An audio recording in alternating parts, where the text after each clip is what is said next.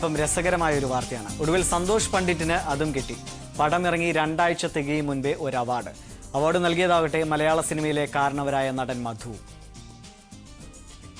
Award ചടങ്ങ് നടന്ന തിരുവനന്തപുരത്തെ YMCA ഹാളിൽ സൂചി കുത്താൻ ഇടമുണ്ടായിരുന്നില്ല.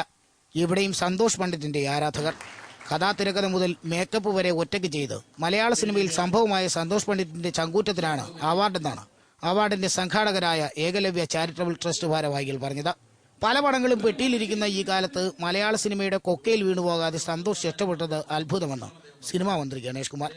ഒടുവിൽ ആ മുഹൂർത്തം വന്നെത്തി. സന്തോഷ് അവാർഡ് ഏറ്റുവാങ്ങി.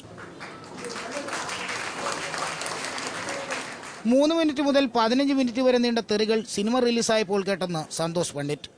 പല SD കാളുകളും വിളിച്ചയാളിന്റെ കാശ് തീർന്നതുകൊണ്ട് മാത്രം കട്ടായി പോയെന്ന പരിഭവം. കൃഷ്ണൻ രാധയ്ക്കും പ്രചോദനമായത് ശ്രീ മഹാഭാഗവതമാണത്രേ. അടുത്ത ഡയലോഗ്: സിനിമ സംവിധാനം ചെയ്തതും അഭിനയിച്ചതും മനഃപൂർവ്വമാണ്. അപ്പൊ എനിക്ക് മനസ്സിലായി, അഭിനയിച്ചിട്ടില്ലെങ്കിൽ നമ്മൾ പ്രശസ്തനാകില്ല. അതേപോലെ തന്നെയാണ് ഗായകരുടെ കാര്യം.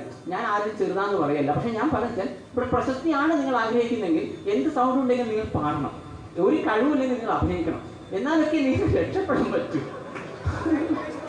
ഒടുവിൽ പുതിയ സിനിമയായ ജിത്തുബായി എന്ന ചോക്ലേറ്റ് ബായിലെ പാട്ടും പാടി സന്തോഷ് ഞെട്ടിച്ചു.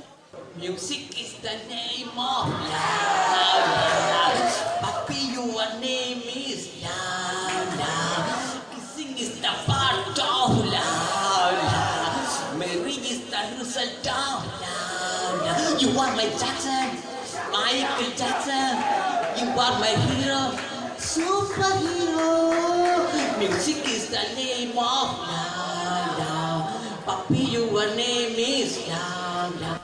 ആനന്ദലബ്ധിക്ക് ആരാധകർക്ക് ഇനി എന്തു വേണം? ഏഷ്യാനെറ്റ് ന്യൂസ്, തിരുവനന്തപുരം. ക്ഷമിക്കണം, ഇതൊന്നും കാണാൻ താല്പര്യമില്ലാത്ത കാണികളും കാണാമെങ്കിലും പ്രേക്ഷകർ ഇതും പ്രതീക്ഷിക്കുന്നു എന്നതുകൊണ്ടാണ് ഈ വാർത്തയും ഇതിൽ ഇടം പിടിക്കുന്നത്.